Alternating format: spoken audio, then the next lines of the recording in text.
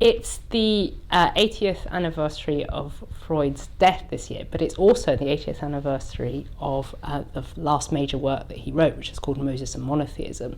And that work has Egypt at the centre of its ideas.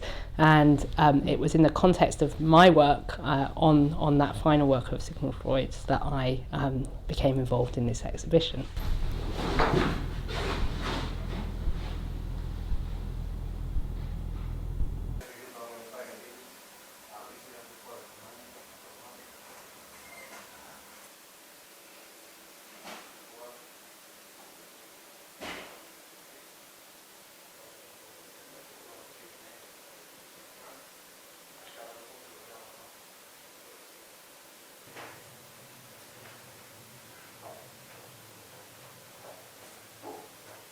On the one hand, we can sort of see what role Egypt played in Freud's writings. He wrote a great many books, but on the other hand, if you come to this museum, you immediately see that Freud surrounded himself with antiquities.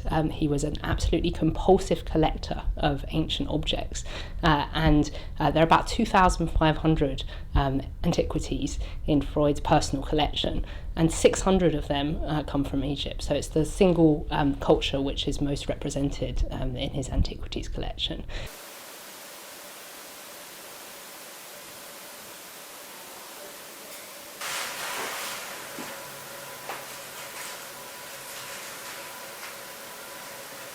There is a large number of objects to do with death.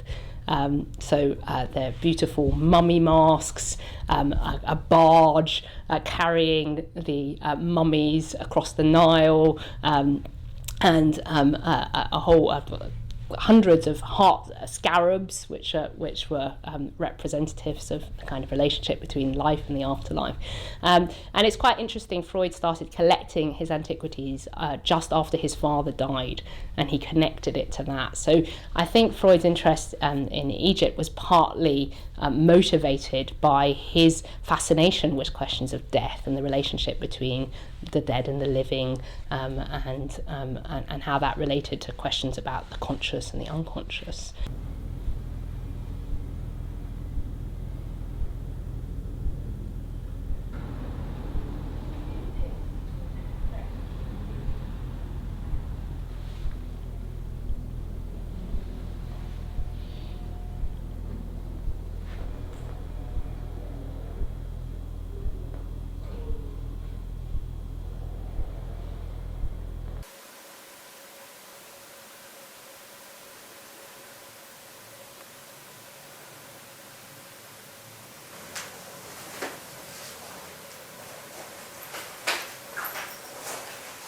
What's been interesting has been sort of coming at Freud's interest in Egypt from a number of different angles.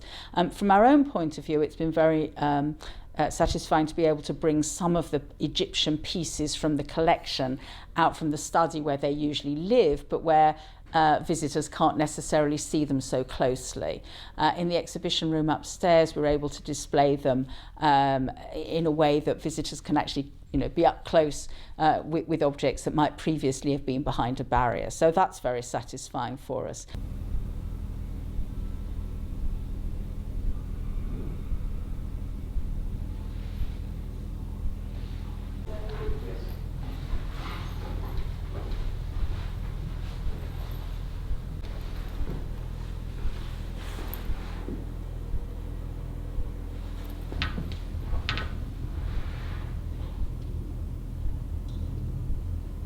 He was passionately interested in archaeology and in the classical world, but that has tended to focus on his interest in ancient Greece and ancient Rome rather than on his interest in ancient Egypt. And so in this exhibition, we've really been exploring that in more detail.